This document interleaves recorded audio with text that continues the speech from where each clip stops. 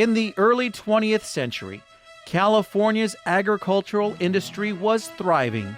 However, 50 miles east of Los Angeles was a wasteland, nothing more than sand and wind. But one man had a dream to transform the desert into the greatest fruit and poultry center in the United States. That man was A.B. Miller. I'm here at the Pepper Street Agricultural Museum. It's located at 8863 Pepper Avenue, and it was the land office and ranch house for A.B. Miller when he came to Fontana.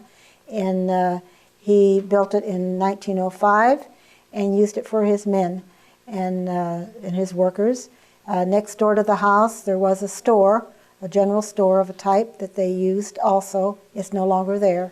The Pepper Street House is all that exists from the original ranch complex, which consisted of barns, repair shops, a bunkhouse for 200 men, the cookhouse, dining room, and company store. The historic house has been restored to near original condition. We're in the Pepper Street main room as we come into the house. There are a lot of artifacts inside here that have been collected over the years. I guess one of my favorites is the piano behind me, because it belonged to A.B. Miller's mother. And A.B. Miller never married, and his mother was his special person in his life, and this was their piano that she played, and up until the day she died. The structure also served as the foreman's residence, where he and his family would live. That blacksmith shop there is actually the secondary blacksmith shop. The original one was on Slover, just east of Live Oak in South Fontana, and it kind of faded out more or less in the 50s.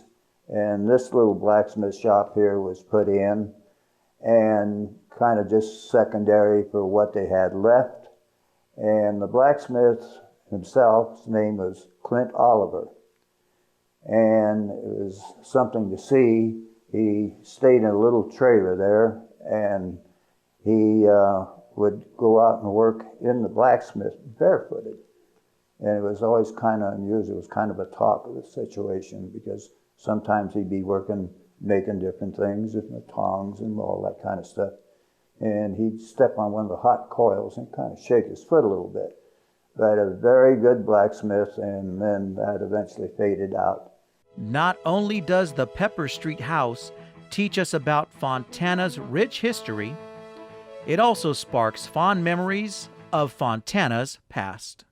Everybody knew everybody in 46. You can walk down the street in Sierra, everybody knew everybody, because most of the people came from back east.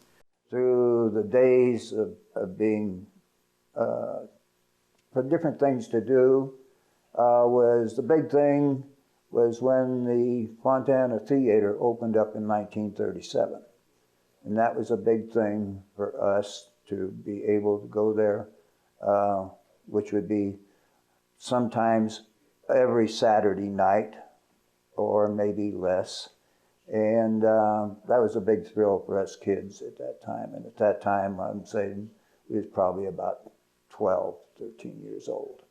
And for the way things were, they were very comfortable in living, but there was some hard times, but all good times. And it was a lot of fun. In 1905, A.B. Miller chose a parcel of land to set up what would be the first campsite for the Fontana Development Company. Eventually, a ranch house was built and for 39 years served as the office for the 18,000-acre Fontana Farms Company. The Pepper Street House is an important piece to Fontana's distant history. It allows residents to look into the past with new appreciation for the city in which they live. It is also important to preserve history and share it with future generations. History is disappearing so fast, and once it's gone forever. And we'll never be able to bring it back. And it always puts a tear in one's eye to see something vanish.